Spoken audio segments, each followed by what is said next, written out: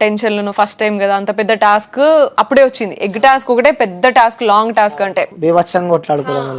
మిగతా టాస్క్ కొంచెం చిన్న చిన్న. సర్లే ప్రెషర్ అందరం సంచాలకి చేసి వచ్చినాం కదా, ప్రెషర్ ఉండొచ్చులే అని చెప్పేసి నేను అది కూడా నేను గుర్తుపెట్టుకోలే. But when he took the nomination నాకు అది ఇన్సల్టింగ్ అనిపించింది. ఫస్ట్ ఆయన చేసిన వేరే వాళ్ళకి నామినేషన్ చేసినప్పుడు నువ్వు టైం ఇచ్చినావు మాట్లాడడానికి. నీకు నీ పాయింట్స్ నేను అబ్స్ట్రక్ట్ చేస్తానే భయమే ఉంటే నీ పాయింట్స్ అన్నీ అయిపోయినాక నాకు టైం ఇవ్వాలా, అంతేనా? ఈమె మధ్యలో ఆపేస్తుందని నీకు భయం ఉంటే మొత్తం నీ పాయింట్స్ అని కన్వే చేసినాక నాకు టైం ఇవ్వాలా. అట్లా కూడా ఇవ్వలేదు ఆయన నాకు టైం మాట్లాడడానికి, టైం ఇవ్వలేదు ఆపోజిట్ సైడ్. అండ్ నేను చెప్తూనే ఉన్నా వర్త్లెస్ కాన్వర్సేషన్ అవుతుంది నబీల్, నువ్వు ఎట్లా ఓవర్లాప్ చేస్తే నన్ను చెప్పుకొని ఇవ్వాలా అని అంటే కూడా నేను టైం ఇవ్వలే. అదొక విషయం. అయితే సెకండ్ విషయం ఏంటిదంటే, నేను ఫస్ట్లో ఆయనకి స్టాండ్ తీసుకున్నా కదా, దాన్నే ఆయన నిన్నెవరు తీసుకోమన్నాడు అన్నాడు.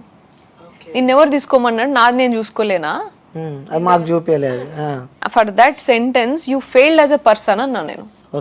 ఎందుకంటే నేను నమ్మి నిన్ను నీ స్పార్క్, నీకు మంచి పర్సన్, నువ్వు ఇప్పుడిప్పుడే ఓపెన్ అప్ అవుతున్నావు నువ్వు ఇట్లా అని చెప్పిన, అండ్ నీకు నువ్వు ఎవరో కూడా నాకు తెలియనప్పుడు నీ కోసం స్టాండ్ తీసుకున్నా నేను. ఎందుకు సపోర్ట్ చేసినావు అని చెప్పి అన్నాడా? నాకు నీ నామినేషన్ పాయింట్ తో నాకు అసలు ప్రాబ్లమే లేదు, జస్ట్ డిఫెండ్ చేసుకుని ఇవ్వలేదు.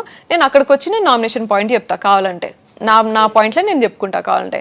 కానీ నేను ఎక్కడ ఎమోషనల్గా ఘోరంగా బ్రేక్ డౌన్ అయినా అంటే అది నిన్నెవరు తీసుకోమన్నాడు అప్పుడు స్టాండ్, నాది నేను చూసుకోలేనా అన్నాడు.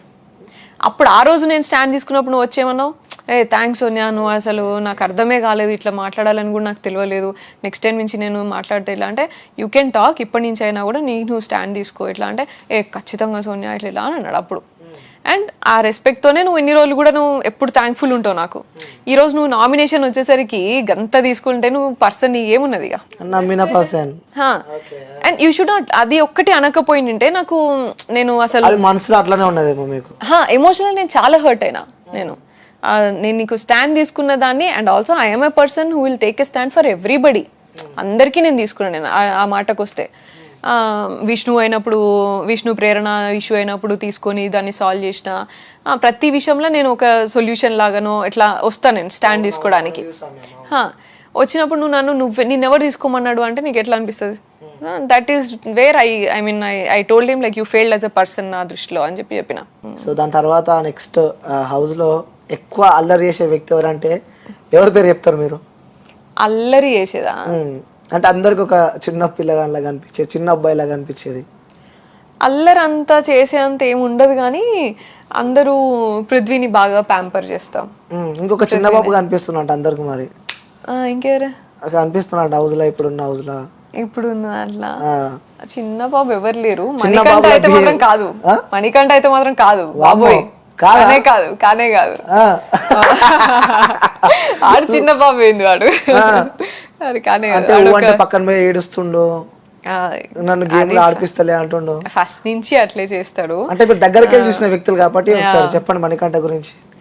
మణికంఠ మంచివాడే పాపం, కానీ వాడు అది ఏమంటారు, ఏదో ఐఐటి బుక్ చదువుకొని ఐఐటి ఎగ్జామ్కి వచ్చినట్టు వచ్చినాడు.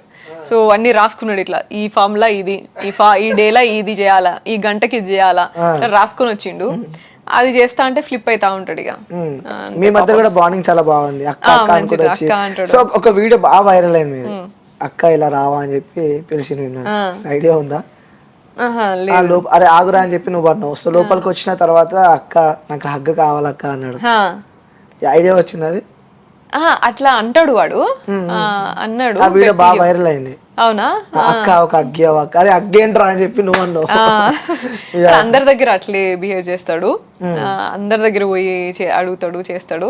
అది నాకు వీళ్ళు కూడా చెప్పారు. నాకు వీడు ఇట్లా అడుగుడేందిరా ఇదేందిరా అంటే కూడా వాడు అంతే ఇట్లా అన్నాడు.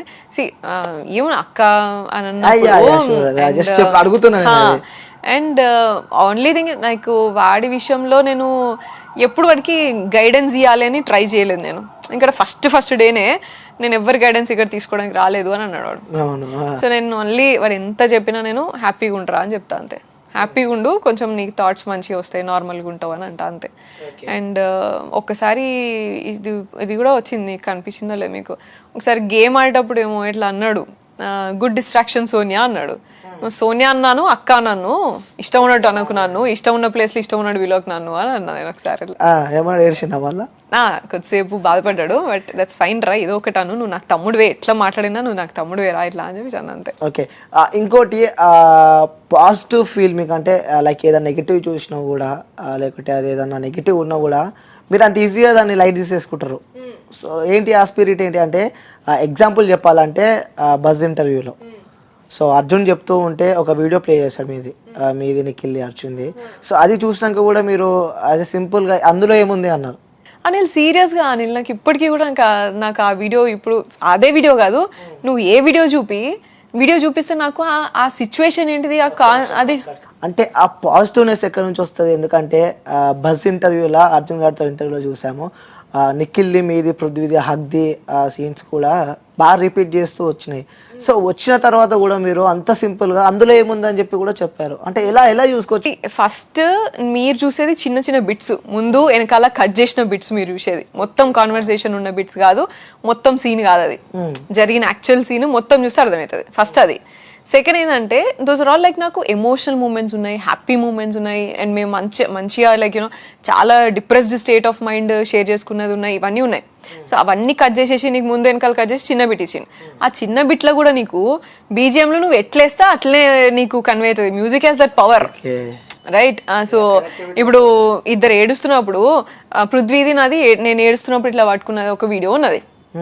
ఆ వీడియోకి నువ్వు ఇదేమంటారు, యాక్చువల్లీ వీడియో అది పక్కన పెట్టు. ఇన్ఫ్యాక్ట్ హౌస్లో ఏమవుతుంది తెలుసా, నేను పృథ్వీ కనుక ఎక్కడ నడుస్తూ పోయినా లేకపోతే ఎప్పుడైనా తినేటప్పుడు ఇట్లా ఉన్నా కూడా మా వాళ్ళందరూ బీజిఎం వెనకాల తందానే తానే తానే తందానే బీజిఎం యూజ్ చేస్తారు. మరి ఎప్పుడు మేము ఇద్దరం ఏదైనా ఇట్లా తినిపించుకోడో వాటర్ తెచ్చిచ్చుడో ఇట్లా చేస్తే ఆ మ్యూజిక్ వేసుకుంటారు అబ్బాయి వాళ్ళు, వీళ్ళంతా గ్రూప్ అంతా. దట్ మీన్స్ లైక్ వాళ్ళు ఎట్లా మాట్లాడతారంటే, అరే ఈమె కేజీఎఫ్ తల్లిలాగా రా, అది ఆమె తినకపోయినా వాడికి పెడుతుంది రా, ఈమె అట్లా వాడి కోసం చేస్తుంది అన్నట్టు మాట్లాడతారు హౌస్ లా. అండ్ వీళ్ళంతా కూడా నిఖిల్ అండ్ నా గురించి కూడా లైక్ పెద్దమ్మలాగా బిహేవ్ చేస్తుంది, ఏదో నాయనమ్మలాగా బిహేవ్ చేస్తుంది వాళ్ళతోని, ఇట్లా అని మాట్లాడతారు అనిల్. సో నీకు ఎక్కడ కనిపిస్తుంది చెప్పు? నాకు అట్లా అంత లైక్ ఆ బాండ్ అట్లా క్యారీ అవుతున్నప్పుడు మీరేదో వీడియో చూసి నేను అది స్పాయిల్ చేసుకోను కదా. ఓకే, అంటే ఇప్పుడు ఆ జనాల వర్షన్ లా సోనియా పాజిటివ్ ఉంది అనుకుంటున్నారా లేకపోతే నెగిటివ్ ఉంది అనుకుంటున్నారా మీరు? It could be both. ఎప్పుడైనా కూడా ఎవరైనా సరే ఏ మనుషులైనా పాజిటివ్ నెగిటివ్ ఉంటుంది. వాళ్ళు ఇంకా ఫస్ట్ మనిషిలోనే పాజిటివ్ నెగిటివ్ అందరిలో ఉంటుంది. నేనేం కంప్లీట్లీ పర్ఫెక్ట్ పర్సన్ అని నేను చెప్తలేను. బట్ అగైన్ ఇంకొక దురదృష్టం ఏంటంటే మీకు చూపించిందంతా కూడా ముందెనకాల కట్ చేసి నెగిటివ్గానే చూపించారు కాబట్టి సో నెగిటివ్ ఎక్కువ ఉండొచ్చు.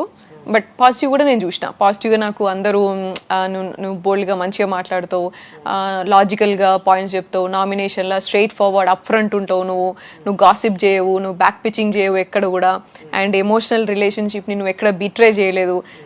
నీ గురించి పక్కన వాళ్ళు మాట్లాడుతున్నా సరే నువ్వు వాళ్ళని హోల్డ్ చేసినావు కానీ నువ్వు వాళ్ళని వదిలేయలేదు, హోల్డ్ చేసే ఉన్నావు, ఇట్లా అని చాలా చెప్పారు. అవన్నీ పాజిటివ్ కదా.